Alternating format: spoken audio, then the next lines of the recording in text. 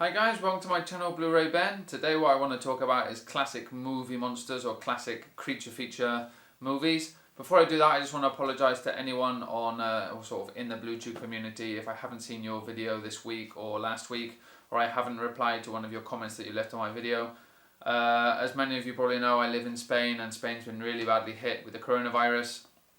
My business is taking a really big hit as well because obviously the students aren't allowed to come to the academy to learn, and a lot of them are sort of leaving because obviously they're not going to pay if they're not coming for a month. So I've been hit really bad with that.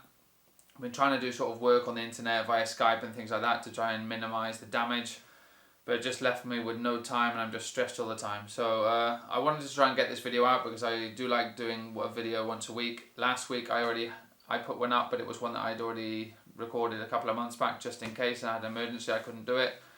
But I didn't want to leave it for another 2 weeks without doing a video. So yeah, just apologise to anyone who thinks that I'm sort of not watching the videos or not replying to the comments. I do try and reply to everyone and watch everyone's videos, so yeah.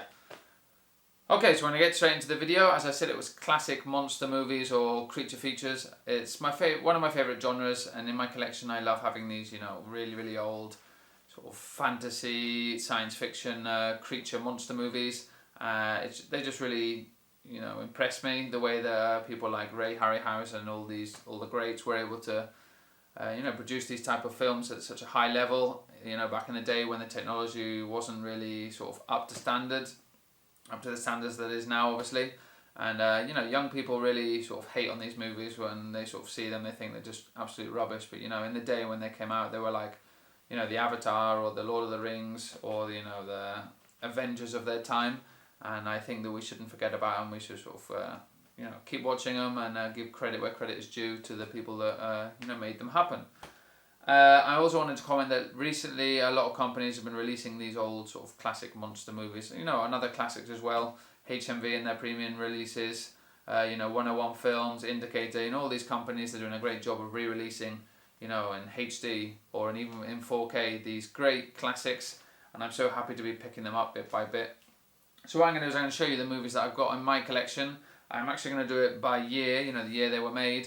I haven't got that many, so it's not going to take too long.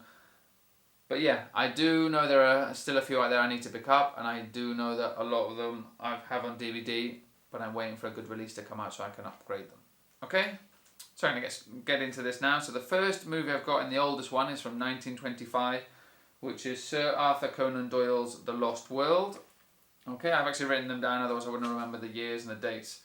Now this is actually the only silent film I've got in my collection, and it's silent basically because they couldn't put music or the voices on it because the technology wasn't there yet. So what they do is they do a scene and then they sort of cut it to black and they actually write the dialogue or what's happening on a black screen, and then they go back to the actual sort of movie.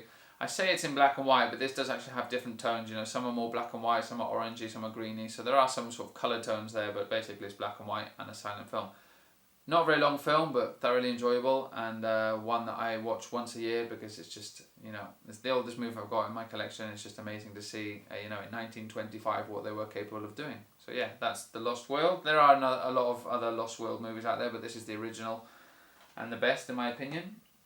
The next one is King Kong, the 1933 release.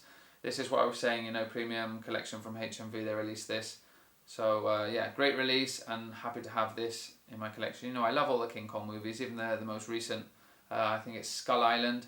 I enjoy all of them. Peter Jackson's is absolutely amazing, but the originals are just as good in my opinion, and so well done. So if you haven't seen King Kong 1933 version, check it out.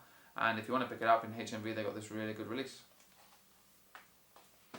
Okay, the next one is also a HMV premium release, and it's from 1954, so we've actually jumped 20 years now, from 1933 to 1954, and it's Them.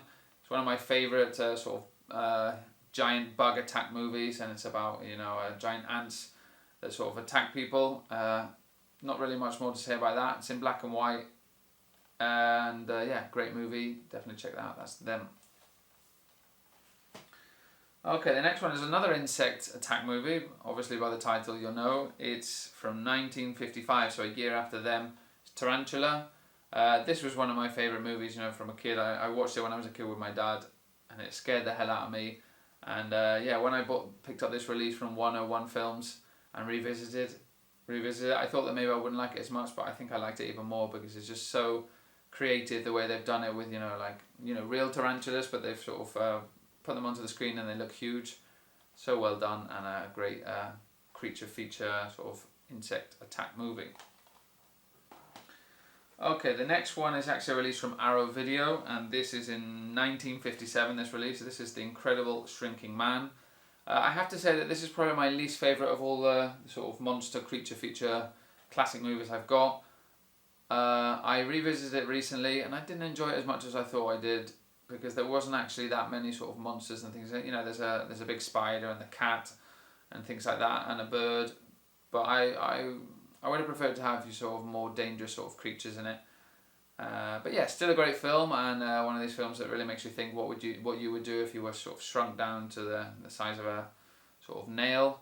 And yeah, definitely check it out. Really enjoyable film, but as I said, not my favourite in my collection of these sort of classic creature features. Okay, the next one, hang on a sec. Right, I've actually got a box set with a Sinbad movie, so I'm going to separate these. So the first Sinbad movie, which is the 7th Voyage of Sinbad, was released in 1958. So this is the set, really nice set from Indicator, I think it is. Yeah, Indicator. And the first in the sort of trilogy is the 7th Voyage of Sinbad. So this is an amazing movie, and probably one that I remember from my childhood the most. With the Cyclops and things like that. Absolutely amazing, great special effects, and it's when they sort of really started to get good. So that's 1958. Okay, following that in 1959, a year later, is Journey to the Centre of the Earth, the original. Okay, this is with Pat Boone. Great movie, and this is sort of the first one I've got that actually sort of has lizards in it, that they sort of they make them into a huge size so that they sort of look like dinosaurs, but they're actually lizards. And I think it's really well done, but the storyline's just as good, and it's a film that you can really sort of follow. And if it didn't have any monsters in it, it would still be interesting, but they sort of add to it when they get to the centre of the earth, and they've got these sort of prehistoric animals, that they have to sort of try and fight off. Really, really good movie. I haven't seen the journey to... if you haven't seen Jules Verne's Journey to the Centre of the Earth, definitely check that out. It's a great release as well. This is... I can't remember. Eureka, from Eureka. Okay, this is one I picked up this month, so I haven't actually showed it at all in my collection videos or my pickup videos. I will be doing it in the pickup video for this month, at the end of the month, and it's Mysterious Island. And I actually watched this last night. I've seen it before when I was a kid, but I didn't really remember a lot about it. Absolutely loved it. It's released from Indicator, and there's some really good extras on here with some interviews with people, and I enjoyed watching those after the film. Yeah, this is one, if you know, is with a giant crab in it, and also got like a sort of prehistoric chicken and giant bees. So it's more like sort of, apart from the chicken, they're normal animals that have been sort of in experiments made absolutely huge, but they still sort of have to defend themselves from those. And it's one of these films also that you didn't really need the monsters. It's actually quite a good story, a standalone story without the monsters, but definitely preferred to have them in there. There's also a Nautilus, which is like a sort of squid in a shell, which is actually done really well underwater. So I don't know how they shot that. They did talk about it in the special features, but they didn't really show anything. But yeah, really well done, that Nautilus underwater. So yeah, definitely check out Mysterious Island, one of my favourites for sure. Okay, the next one is from 101 Films, and it's Jack the Giant Killer. And this is also one that I remember when I was a kid. I used to watch with my father, especially the scene where there's sort of ghosts or witches sort of attack them on the ship. I do remember that. And this one has got a lot of sort of prehistoric dinosaurs and cyclopses and two-headed monsters and snakes and things like that. So it's, pure adrenaline all the way through for the people that like these sort of monster movies. And I think it's really, really well done. I forgot to say that Mysterious Island is 1961 and this is 1962. So they came out roughly the same time, but both really, really good films. And this one actually comes with a really nice slipcover. So yeah, that's Jack the Giant Killer.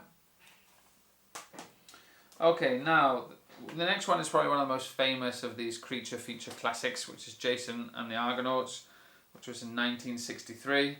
I'm sure most of you, sort of love film, have seen this. But especially the scene with the skeletons. If they fight the sort of skeletons off, it's really good, really well done, and the stop motion in this is absolutely amazing, and one that I've seen many, many times. I've got it on DVD. I know that I think HMV has done a good release of this, but as they don't send to Spain, next time I'm over in England I will pick that up. But yeah, Jason and the Argonauts from 1963. Okay, the next one is from 1966. That's when England won the World Cup the last time, so that's easy to remember for us. And it's 1 million years BC. I know the title's different because I got it in Spanish. And once again, it's the DVD. I need to pick up sort of a Blu-ray release if they bring out one. This one's a really good film, and it stars the woman in it. I can't remember. Is it Raquel Welch? Yeah, Raquel Welch, and she's absolutely gorgeous in it. So that's one of the things that people sort of remember about this film. And this has some dinosaurs and some giant scorpions and things in it. It's really, really good to watch. And one that I've watched many times as well. So that's 1 million years BC with Raquel Welch. Okay. Next one. Yes, hang on, before I go to this. Next one is the second movie in the Sinbad franchise, which is The Golden Voyage of Sinbad. So that's the second movie in this one. I enjoyed it just as much as the first, and some really great creatures in it once again. And yeah, I think it was a great sequel to the original, and so happy to have it in this set. Really, really good film. That's from 1973, and then in 1977, 4 years later, they brought out the third in the trilogy, the sort of the second sequel, which is Sinbad and the Eye of the Tiger. And I know some people are going to hate me for this, but this is my favourite of the three. Everyone says it's the worst in the trilogy. I think it's the best. Really, really enjoyed it. I think there's a saber-toothed tiger in it, and I really sort of enjoyed that, the way they did that. But yeah, all in all, these three movies, the Sinbad movies, are absolutely amazing. I'm so happy to have this set from Indicator and be able to rewatch all three movies in the trilogy. So yeah, that's great. And last but definitely not least is from 1981. So this is sort of my newest of the old classics, which is Clash of the Titans. One of those films that many people have seen because they put it on sort of every year on TV. And once again, I got on DVD. I need to get a Blu-ray release of this. Yeah, I would say this is probably one of the most famous of the sort of classic sort of movies and monster movies. King Kong and this. Thoroughly enjoyable.